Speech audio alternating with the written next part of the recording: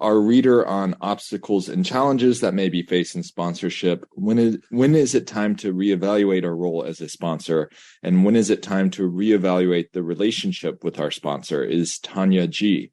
Would you please unmute and identify yourself? Hi, Tanya G., sex and love addict, anorexic. All right. Obstacles and challenges that may be faced in sponsorship. Sponsorship is very rewarding, yet many of us will experience challenges when supporting another member in their recovery. The primary role of a sponsor is to guide another member through the steps. Here are a few things to keep in mind in a sponsor-sponsee relationship. A sponsor-sponsee relationship has no set length of time. A sponsee or sponsor may decide to discontinue the relationship at any time. A sponsor is not responsible for a sponsee's slip. A sponsee may discontinue their step work. They are responsible for their own recovery journey. Sponsoring is a significant form of service, but it should not make our lives unmanageable. As a sponsor, we share only our experience, strength, and hope as it applies to our own program of recovery. For issues beyond our experience, we can use our support system or other external resources to help our sponsee. If we find ourselves becoming possessive or offended by something a sponsee has said, we may need to check our ego. A sponsor's role is to support and guide, not to control the sponsee. When it is time to reevaluate our role as a sponsor? When is it time to reevaluate our role as a sponsor? At times, we may question whether to continue the relationship with a sponsee. Is this time to consider terminating the relationship or to evaluate the relationship with a fresh perspective? Yes, we could decide to terminate the relationship, or we could decide to continue with more support, mutual understanding, and respect. Here are some situations that might cause us to reevaluate. Do we have the capacity to continue sponsoring? Are we in a difficult place in our own recovery? Is our sponsee not respecting established boundaries? Is our sponsee resisting the work we suggested?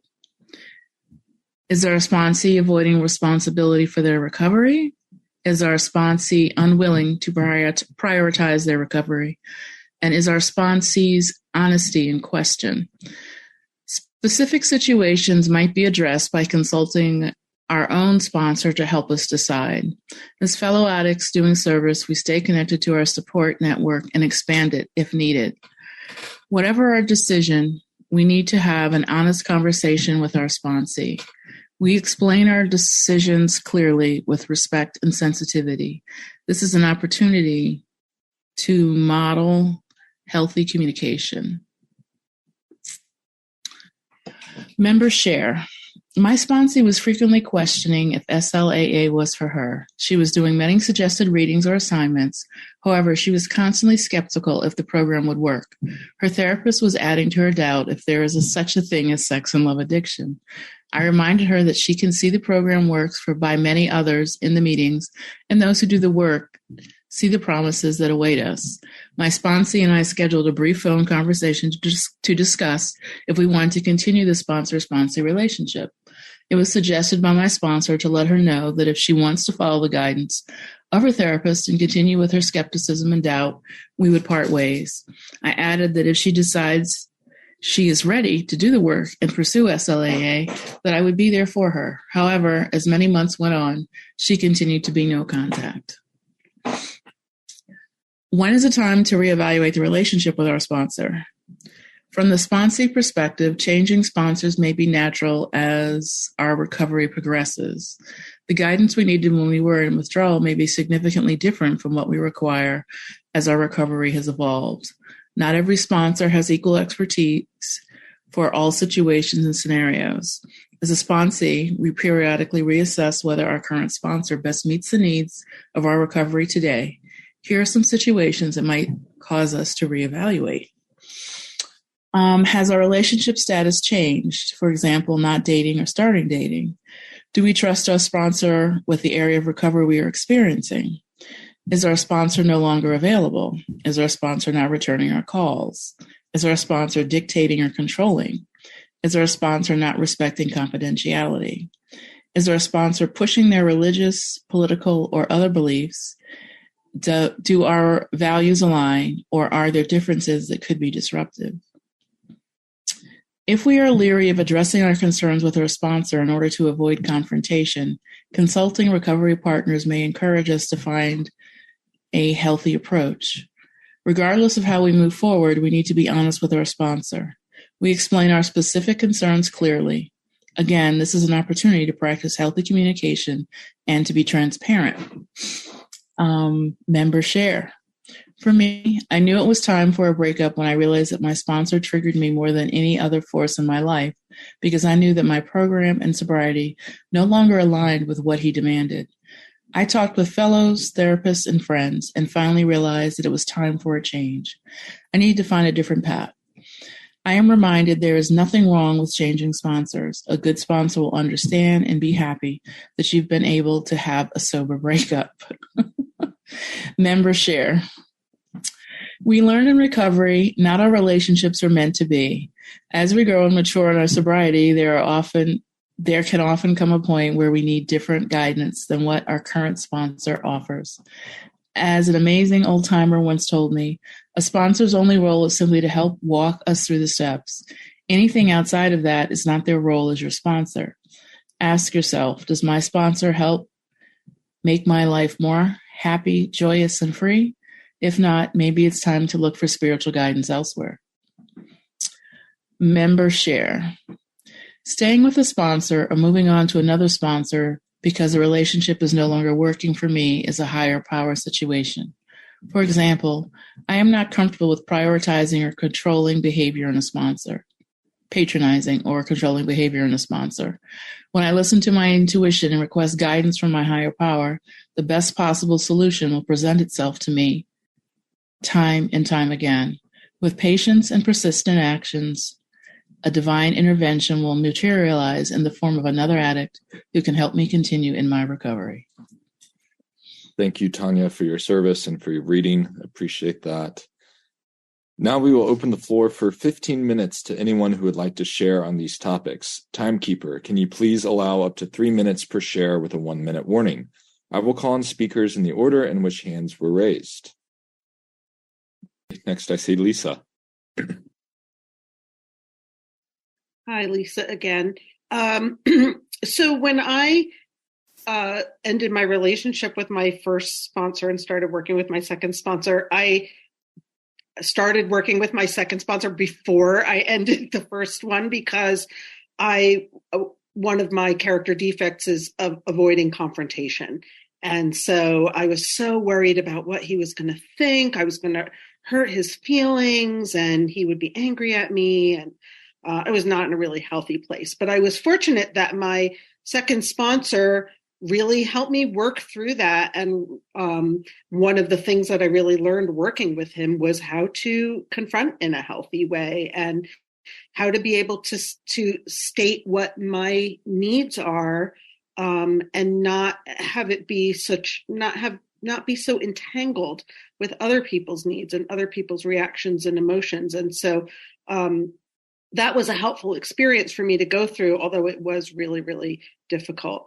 I've also been broken up with. I've had a sponsee leave me, and that was really difficult at the time. I really kind of thought like, oh my gosh, I really must have done such a terrible job, and I really took it very personally. And I came to realize eventually, after I worked through all those ego issues, was that it was really about them and their needs. And now this person, actually one of my closest friends in the program, even though they're now working with somebody else, I think, I've grown enough to understand sometimes it's just not the right match. And that doesn't mean that because I have failed somehow as a human. It's, it's really important for people to connect in all the ways that the pamphlet describes, schedule wise and preferences in terms of communication and all those things. So 1 minute. Yeah. So that's all I have. Thanks for letting me share. Thank you, Lisa. Next, I see Deborah. Thank you. Listening to that, I was reminded of I mentioned earlier that I had a sponsor early on in a different fellowship. And in the last couple of years, that was like 30 years ago. And in the last couple of years, trying to work the anorexia steps and there being a dearth of sponsors, I reached back out to her and said, do you think you could help me work through the steps, even though it's a slightly different program? She was willing to try. But what I realized was, and it was a really hard one for me because I had so much respect for her, and she's something of a friend as well, that her approach, which worked really well for me in the beginning, I really wanted someone who was rigorous and who set really clear boundaries and expected me and made it clear she expected me to show up every day or every time we had a call, whatever. That kind of discipline, as I was going through the anorexia steps, came out in ways that felt much more punitive and judgmental. And I don't know if it was the difference in fellowship, if it was where she was in her recovery, if it was, I'm sure some of it was my sensitivity, my rejection sensitivity.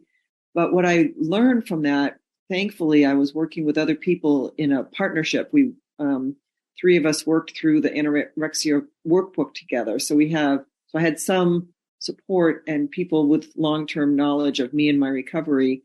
And they helped me see that, bottom line, if it feels punitive, if it doesn't feel like it's working, if I'm miserable every time I have a conversation, trying to, realign my world, it may not be the best sponsoring relationship for me. So that was an important one. And I guess I'll just end by saying that while I often will suggest to people that they might want to consider doing one fellowship at a time, because I see a lot of people doing sort of 2, 3, or 4 fellowships at once.